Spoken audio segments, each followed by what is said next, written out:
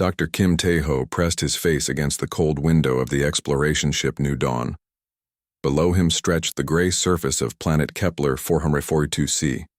The world looked dead. No green plants, no blue oceans. Just endless fields of strange crystal rocks that caught the dim light of the distant star. "Sir, we are getting some weird readings," said Park So-young from her seat at the science station. She was young but very smart. Her fingers moved quickly over the glowing buttons and screens. "The planet is supposed to be completely dead, but something down there is giving off energy." Tae-ho walked over to look at her screen. Lines of green light moved up and down like waves. "What kind of energy?" "I do not know. It is not like anything in our books. The readings are very weak, but they are there." So-young looked worried. "The old survey team said this planet had nothing alive on it. They were here 30 years ago. The ship captain, a big man named Choi Dae-sung, came over to join them. Maybe their equipment was not as good as ours. Technology gets better every year." Tae-ho nodded. He had been studying alien life for 15 years. He had seen many strange things in space, but something about this planet felt different. "Can you tell where the energy is coming from?" So-young worked on her computer for a few minutes. "Yes, it is coming from the northern part of the big continent, about 200 miles from where we plan to land." "Change our landing spot," Tae-ho said. "I want to see what is making those readings." The ship flew through the thin atmosphere. The air outside was too cold and thin for humans to breathe. They would need their spacesuits when they went outside. Through the windows, they could see the crystal formations getting bigger as they got closer to the ground. "Look at the size of those things," whispered Dr. Yoon Ji-woo, the team's language expert. She was a quiet woman who loved solving puzzles. Some of them are as tall as mountains. The crystals were not like normal rocks. They were clear like glass, but they had colors inside them. Blues and purples and greens swirled through their centers like frozen smoke. The largest crystal formations reached up toward the gray sky like the fingers of giant hands. "There," So-young pointed out the window. "The energy is coming from that big one." Everyone looked where she was pointing. In the center of a wide valley stood a crystal tower that was much bigger than all the others. It was almost a mile tall and as wide as a city block. But this crystal was different. Soft lights moved through it in slow waves. The lights were so dim they could barely see them, but they were definitely there. "That thing is alive," Tae-ho said quietly. The ship landed on flat ground about half a mile from the giant crystal. The team put on their thick spacesuits and went outside. The gravity on this planet was lighter than Earth's, so walking felt strange. Each step made them bounce a little. Up close, the crystal creature was even more amazing. The lights inside it moved in patterns like a very slow heartbeat. Sometimes the lights were blue, sometimes they were green or purple. The crystal was smooth like glass but warm to the touch even through their thick gloves. "It is beautiful," said Ji-woo. "But what is it?" Tae-ho walked around the base of the creature. It was huge, beyond anything he had ever seen. Some kind of life form, but not like anything we know about. They set up their equipment and started taking measurements. The creature was definitely alive, but it seemed to be sleeping very deeply. Its heart beat only once every few minutes. Its brain activity was so low it was almost gone. "How long has it been like this?" asked Dae-sung. So-young checked her readings. "Based on the energy patterns and the way the crystal has grown, I think it has been in this state for about 800 years. 800 years, Tae-ho repeated. "It has been sleeping here alone for 800 years. They tried everything they could think of to wake up the creature. They played loud music. They shined bright lights on it. They even tried hitting it gently with metal tools. Nothing worked. The creature just kept its slow, steady sleep. But something strange happened when they got close to it. The lights inside the crystal moved a little faster. The heartbeat got slightly quicker. It was as if the creature knew they were there even in its deep sleep. "It can sense us," So-young said. "Look at these readings. Every time one of us walks near it, the energy levels go up a tiny bit." They set up their camp next to the creature. That night, Tae-ho could not sleep. He kept thinking about the giant being sleeping alone on this dead world. What was it waiting for? Why had it stayed awake longer than everything else on the planet? He put on his spacesuit and went outside. The creature glowed softly in the darkness. The lights inside it were like stars that had gotten lost and trapped in glass. Tae-ho put his hand on the smooth surface and felt the slow, steady warmth of something alive. "What are you?" he whispered. "What are you dreaming about?" The creature did not answer. It just kept its ancient sleep, waiting for something that might never come. Over the next few days, the team learned more about their discovery. The creature was not just one living thing. It was like a tree with roots that went deep into the planet. Those roots connected to other crystal formations all over the world. Most of those crystals were dark and cold now, but this one was still alive. "I think this whole planet was once covered with these beings," Tae-ho told his team. "They were all connected like one big family. But something happened. The planet got cold. The atmosphere got thin. One by one, they went to sleep. This one is the last one still awake." "Still awake but barely," said Ji-woo. "It is holding on by the smallest thread. The question is, what is it holding on for?" Tae-ho looked up at the massive crystal creature. What is it waiting for? They did not know that the answer to that question was already on its way to them. 3 months had passed since Dr. Kim Tae-ho and his team found the crystal creature. Every day they studied it. Every day they tried new ways to wake it up. But the giant being just kept sleeping its ancient sleep. The team had learned many things about the creature. They knew it was very old. They knew it was the last of its kind on this dead planet.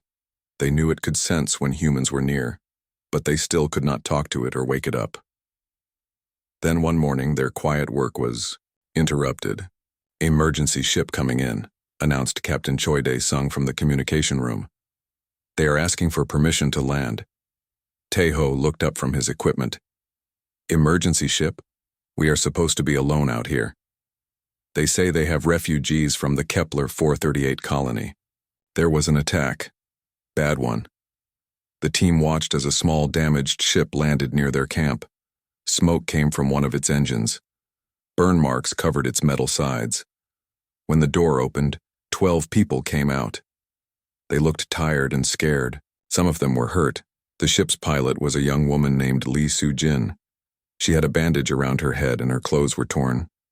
"Thank you for letting us land," she said to Tae-ho. "We did not know where else to go." "What happened?" asked Dr. Yoon Ji-woo. Soo-jin's face went dark. "Pirates attacked our colony. They came in the night with big ships and lots of weapons. We tried to fight, but there were too many of them. These people are all that got away." Among the refugees was a small boy who looked about 8 years old. He had dark hair and big sad eyes. He stayed close to the nurse who was taking care of the hurt people. The nurse was a kind woman named Choi Ha-na. "This is Lee Min-ho," Ha-na said quietly to Tae-ho. "His parents did not make it out. He has not said a word since we found him." Tae-ho looked at the little boy. Min-ho stared at the ground and did not look up when people talked to him. His small hands held tight to a torn piece of cloth that might have been part of a blanket. "How long has he been like this?" Tae-ho asked. 5 days, Ha-na said. "He will not eat much. He will not sleep. When he does fall asleep, he wakes up, screaming from bad dreams." The team made room in their camp for the refugees. They shared their food and gave them places to sleep. But Min-ho stayed by himself. He would not play with the other children. He would not talk to the adults who tried to be kind to him. At night, when everyone else was sleeping, Min-ho would wake up from terrible dreams. He would sit up in his bed and look around with scared eyes. Sometimes he would cry very quietly, so no one could hear him. On the 3rd night after the refugees arrived, Min-ho could not sleep at all. He lay in his small bed and listened to the other people breathing. The sounds reminded him too much of home before the bad men came, before his mother and father went away forever. Min-ho got up very quietly. He put on his shoes and his warm coat. The nurse Ha-na was sleeping in the bed next to his. She was very tired from taking care of all the hurt people. Min-ho did not want to wake her up. He opened the door of their shelter and went outside. The night air was cold, but not too Gold. The strange crystal formations around their camp glowed softly in the darkness like giant nightlights. Minho had seen the big crystal creature from far away, but he had never gone close to it. The grown-ups were always working around it with their machines and computers. They had told all the refugees to stay away so they would not get hurt. But tonight, Minho felt pulled toward the giant sleeping thing. Maybe it was because he felt like he was sleeping too in a way. Sleeping while awake, dreaming bad dreams even when his eyes were open. He walked slowly toward the crystal creature. As he got closer, he could see the soft lights moving inside, it like slow lightning. The creature was bigger than any building Minho had ever seen. It reached up into the dark sky like a mountain made of glass. Minho was not scared of the creature. It seemed peaceful, quiet, sad maybe, like he was sad. He sat down on the ground next to the crystal wall. The surface was smooth and warm. Minho put his small hand against it and felt the very slow heartbeat of the ancient being inside. "You are lonely too," Minho whispered. These were the first words he had spoken since the bad night when his parents died. The boy sat there for a long time, just feeling the slow heartbeat through the crystal. It reminded him of sitting with his mother when he was smaller. She used to hold him when he had bad dreams. She would put his hand on her chest so he could feel her heart beating steady and strong. His mother used to sing to him too. A soft, simple song with no words, just a gentle tune that made him feel safe. She would hum it when thunderstorms scared him or when he could not fall asleep. Without thinking about it, Minho started to hum that same song. His voice was very quiet at first, just a whisper of sound in the cold night air. But as he hummed, he felt a little bit better, a little bit less alone. Something amazing happened then. The lights inside the crystal creature began to change. They moved a little faster. They got a little brighter.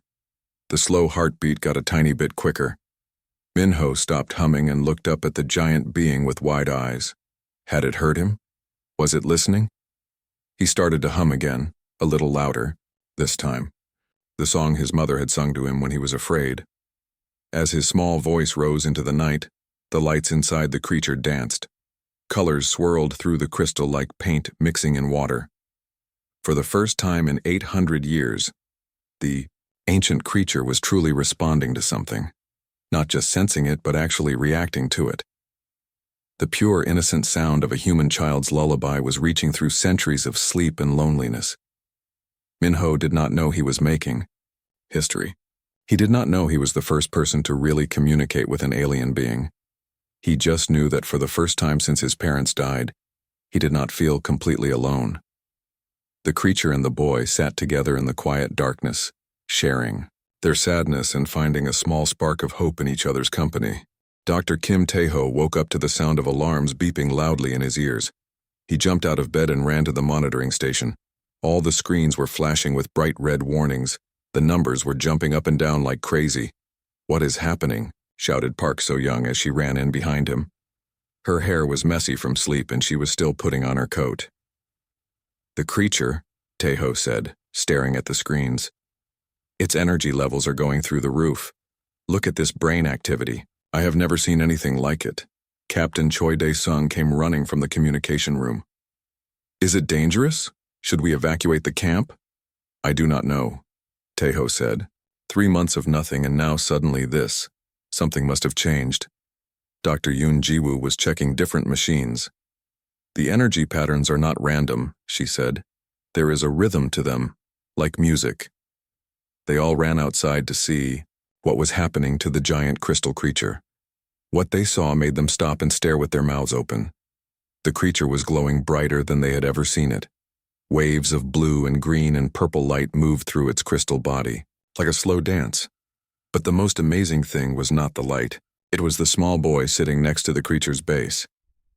Minho was there, cross-legged on the ground, humming softly. His eyes were closed and he looked peaceful for the first time since he had arrived. The lights in the creature moved in time with his song. "Oh my," whispered Nurse Choi Hana, who had just noticed that Minho was not in his bed. "He must have come out here by himself." "Should we get him away from there?" asked Captain Dae-sung. What if the creature is dangerous? Wait, said Taeho, holding up his hand. Look at the readings. The creature is not angry or upset. It is excited, happy maybe, and look at the boy, he is not afraid. As they watched, something incredible happened. The creature began to make its own sounds. Not words, but musical tones that came from deep inside the crystal. The sounds were beautiful and sad and hopeful all at the same time. They matched the rhythm of Minho's humming but added new melodies on top. It is singing with him. So Young said in amazement. The creature is actually singing with the boy. Minho opened his eyes and looked up at the giant being. He smiled, the first real smile anyone had seen from him since the attack on his home. He kept humming his mother's lullaby, and the creature kept adding its own voice to the song. This is First Contact, Taeho said quietly. We are watching first contact between humans and an alien species, and it is happening through music. They stood there for an hour watching and listening as the boy and the creature shared their songs. Sometimes Minho would hum a new tune, and the creature would listen, and then add its own sounds. Sometimes the creature would start a new melody, and Minho would try to hum along. When the sun came up, Minho finally got tired. He yawned and rubbed his eyes. The creature's lights began to dim slowly, but they did not go back to the barely alive state they had been in before. They stayed brighter and moved faster as if the creature was more awake now. Hana went over to Minho and knelt down beside him. Are you okay, little one? She asked gently. Minho looked up at her and nodded. It was lonely, he said. Like me. But now we are not so lonely anymore. Those were the most words Minho had spoken since his parents died. Hana felt tears in her eyes. Over the next few days, something wonderful happened. Minho came to visit the creature every morning and every evening. Each time they would share songs together, and each time, the creature seemed to become more awake and more aware. Dr. Yoon Ji-woo worked day and night to understand what was happening. She recorded all the sounds the creature made and tried to find patterns in them. I think it is not just making random music, she told the team. There are repeated patterns, groups of tones that come back again and again. I think it might be trying to communicate specific ideas. What kind of ideas? Asked Taeho. I am not sure yet, but some of the patterns seem to happen when Minho hums sad songs.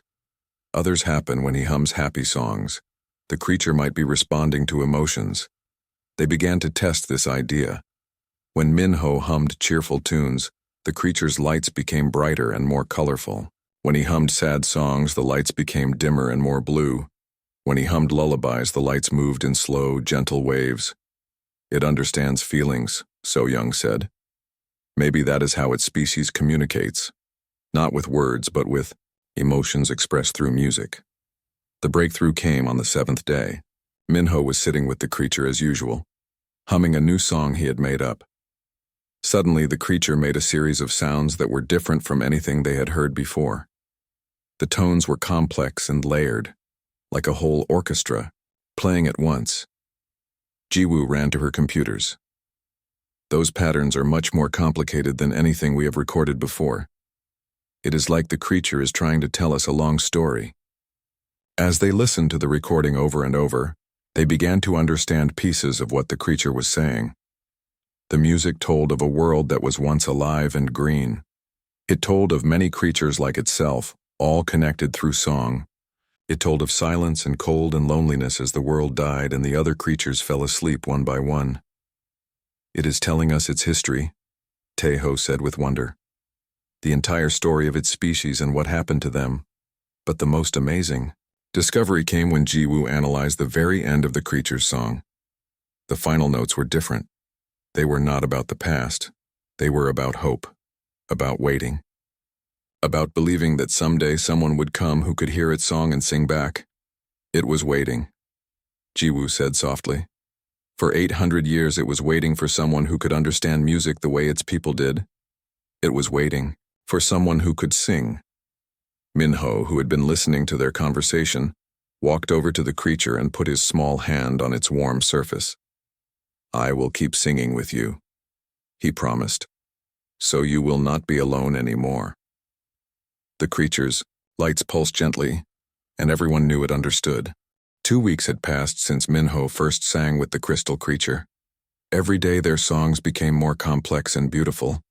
The boy was learning the alien melodies, and the creature was learning human tunes. But more importantly, they were learning to share deeper feelings and ideas through their music. Dr. Kim Tae-ho watched in amazement as Minho sat beside the giant being, humming a song that seemed to have no beginning or end. The creature's light swirled in patterns that matched the boy's voice perfectly.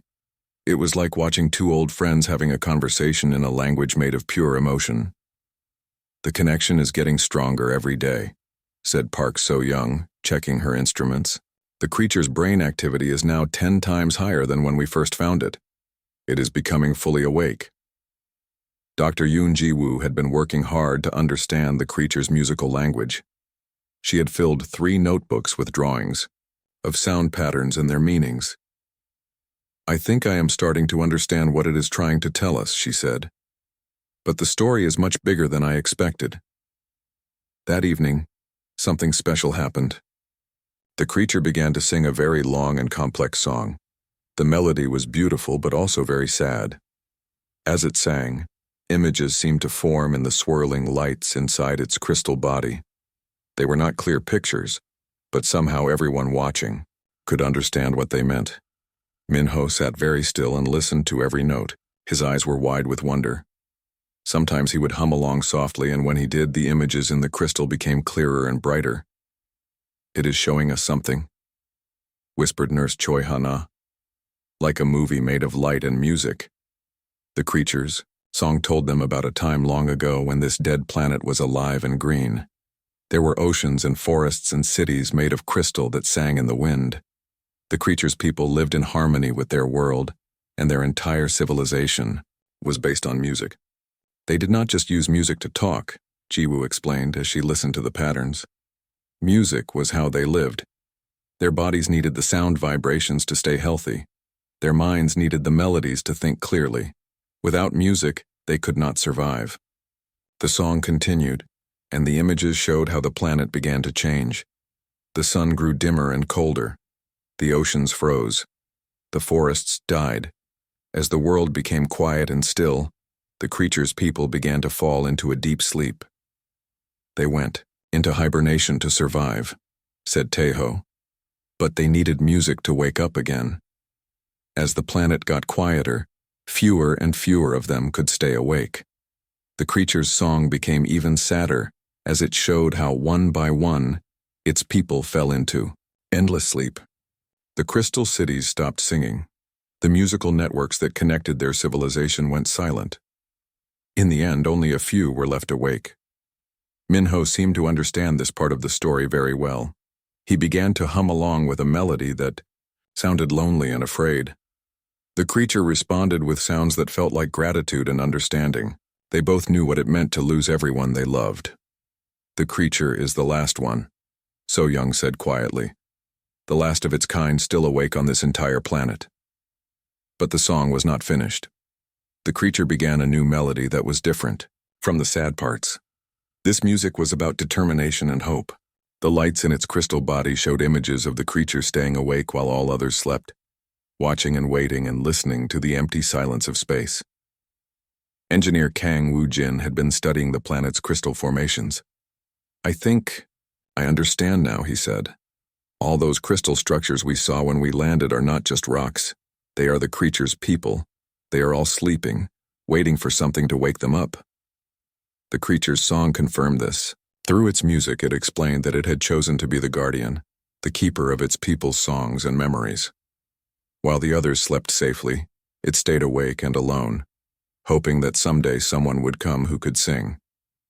"It waited 800 years, Tae-ho said with wonder in his voice. 800 years of loneliness just hoping that someone would arrive who could understand music the way its people did." The creature began teaching Minho new songs. These were not just melodies but actual pieces of its civilization's history. Each song told the story of a different time or place or important event in their culture. Minho learned about their art, their science, their dreams and fears. It is passing on the knowledge of its entire species to a human child, Ji-woo realized. Minho is becoming the keeper of their cultural memory. As the days passed, Minho grew stronger and happier. The terrible sadness from losing his parents was still there, but now it was mixed with wonder and purpose. He had found something important to do. He was helping to keep an entire civilization's story alive. The creature also began to change. Its crystal body grew brighter and more colorful. The slow, tired pulse that had barely kept it alive for centuries became stronger and more regular. It was healing from 800 years of loneliness and despair. But the most amazing discovery came when Wu Jin noticed something strange about the other crystal formations around the planet. The sleeping creatures are starting to respond, he told the team excitedly. Very slightly, but their energy readings are going up. The songs that our creature is sharing with Minho are somehow reaching the others. So Young checked her long-range scanners. He is right. Crystals all over the planet are showing tiny increases in activity. It is like they can hear the music even in their sleep. The creature seemed to understand what the humans had discovered. Its next song was full of excitement and hope. Through its music, it explained that all of its people were connected through the planet's crystal network. When one sang strongly enough, the others could hear it, even in their deepest sleep. If we can make the music loud enough and clear enough, we might be able to wake them all up, Taeho said. Minho looked up at the giant crystal being that had become his friend. Would you like that? He asked. Would you like your family to wake up? The creature's lights pulsed with joy, and its song became the most beautiful melody anyone had ever heard. For the first time in 8 centuries, it was singing not just with hope, but with the real possibility that its long wait might finally be over. Dr. Kim Taeho stood in the communication room, holding a message from Space Command that would change everything. His hands shook as he read the words on the screen. Captain Choi Dae-sung and the rest of the team gathered around him, waiting to hear the news.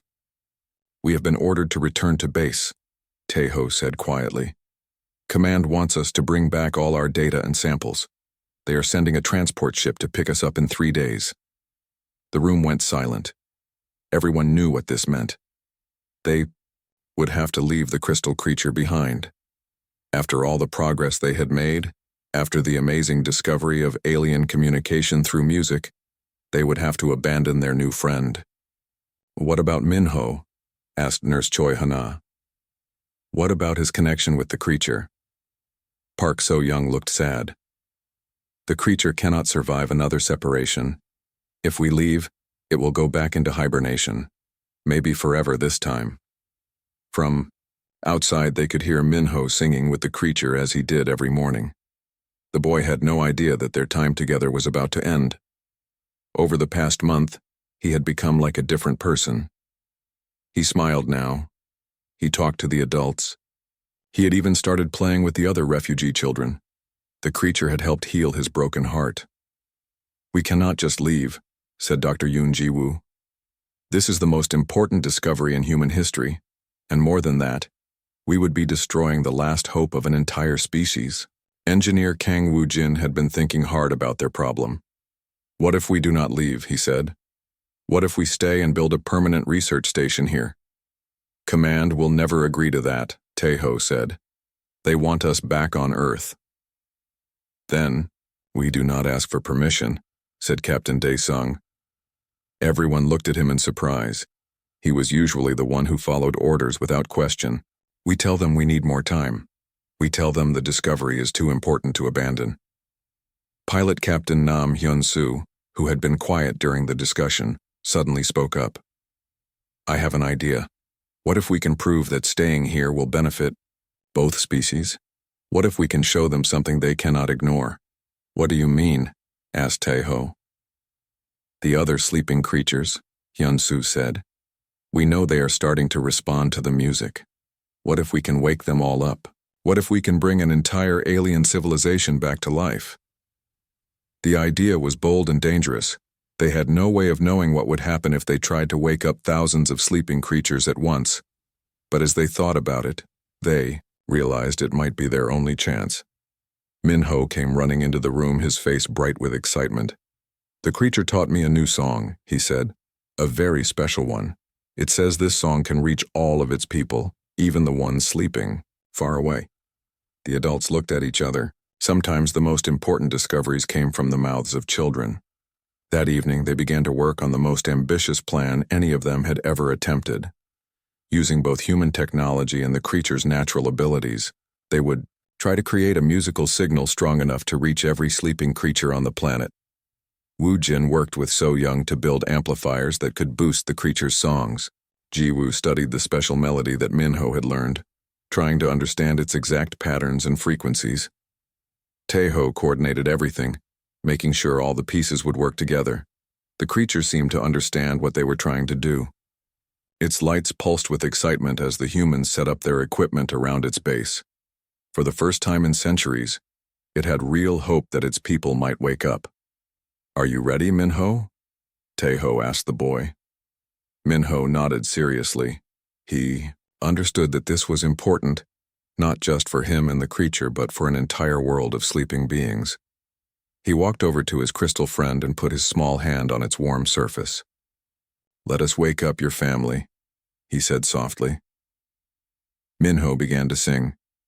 Not the simple lullaby his mother had taught him, but the complex awakening song that the creature had shared with him. His young voice was clear and pure in the thin air of the alien world. The creature joined in, its crystal body glowing brighter than anyone had ever seen it. The human amplifiers caught the sound and sent it out across the planet, carried by the network of crystal formations that connected all the sleeping beings. For a moment, nothing seemed to happen. Then, far in the distance, they saw a faint glow on the horizon. Another crystal formation was lighting up, then another, and another. "It is working," So Young shouted, watching her instruments. "Energy signatures are spiking all over the planet." The song continued, growing stronger and more beautiful with each passing minute. Minho sang the human parts while the creature provided the alien harmonies. Together, they created something that had never existed before, a bridge between two species, built from music and love and hope. One by one, across the entire planet, the sleeping creatures began to wake up. Crystal formations that had been dark for 800 years started to glow with life. The dead world was coming alive again. "Look at the readings," Ji Wu said with tears in her eyes. "Thousands of them, tens of thousands. They are all waking up." The transport ship from Space Command arrived 3 days later to find something they had never expected. Instead of a dead planet with a small research team, they found a world glowing with new life and filled with alien songs that could be heard from orbit. Minho stood beside his crystal friend, no longer the sad, silent boy who had arrived months ago. He had become humanity's first ambassador to an alien species, the bridge between two worlds that communicated through the universal language of music. "Command is going to want a full report," the transport captain said to Taeho. Taeho smiled as he watched Minho teaching human children's songs to young crystal beings who had just awakened from centuries of sleep. "Tell them we are going to need a much bigger research station," he said, "and tell them to send teachers, musicians, and lots of children. We have 2 species to raise together now." The planet that had been silent for centuries was now filled with the most beautiful symphony anyone had ever heard. It was the sound of hope, friendship, and new beginnings. It was the sound of 2 different kinds of life learning to sing together. And at the center of it all was a small human boy and his giant crystal friend, proving that sometimes the most powerful force in the universe is not technology or weapons, but simply the willingness to reach out to someone who is lonely and sing them a song of comfort and love.